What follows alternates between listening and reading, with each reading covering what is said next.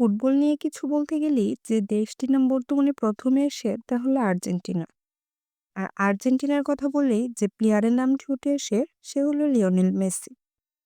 আসসালামু আলাইকুম। স্টারস লাইফের এই পর্বে আমরা জানবো সর্বকালের সর্বোচ্চ গোলদাতা লিওনেল মেসি সম্পর্কে। Is it true that you want it? Then act like you mean it. With everyone watching, it's true, so deep, can you feel it? La la la la la la la la la la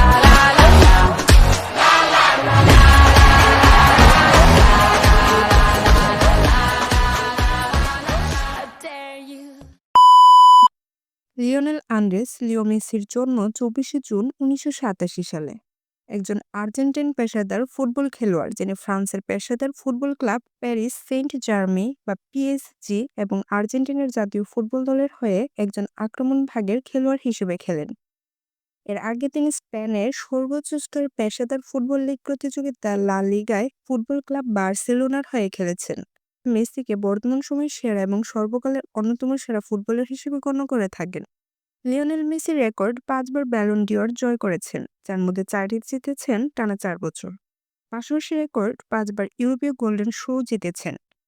তিনি তার পুরো পেশাদার জীবন পার করেছেন বার্সেলোনায়। মধ্য আর্জেন্টিনায় জন্ম এবং বেড়ে ওঠা মেসি ছোটবেলায় গ্রোথ হরমোন সংক্রান্ত জটিলতায় আক্রান্ত হন। 13 বছর বয়সে তিনি বার্সেলোনায় যোগ দিতে স্পেনে চলে আসেন, কারণ তারা তার চিকিৎসার খরচ বহনের দায়িত্ব নিয়েছিল। 2018 সালের আগস্ট মাসে মেসি বার্সেলোনার অধিনায়কের দায়িত্ব লাভ করেন। মেসি আর্জেন্টিনার ইতিহাসে সর্বকালের সর্বোচ্চ গোলদাতা।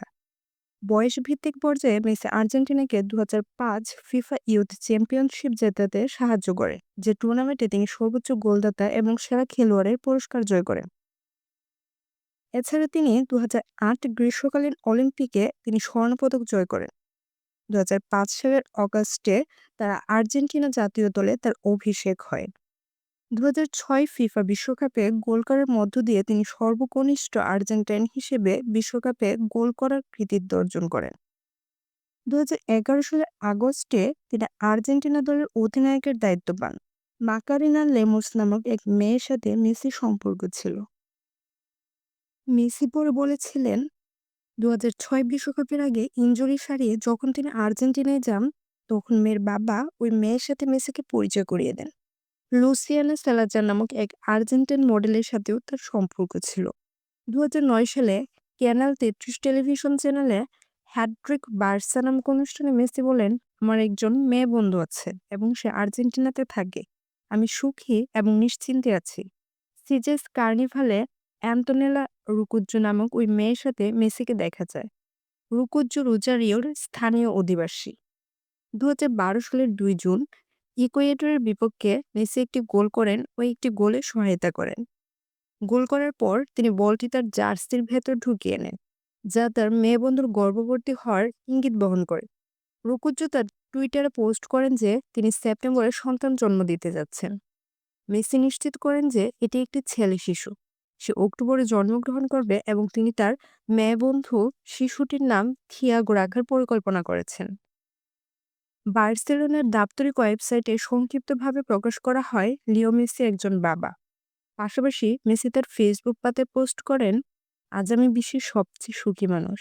আমার সন্তান জন্মগ্রহণ করেছে এবং এই উপহারের জন্য সৃষ্টিকর্তাকে ধন্যবাদ।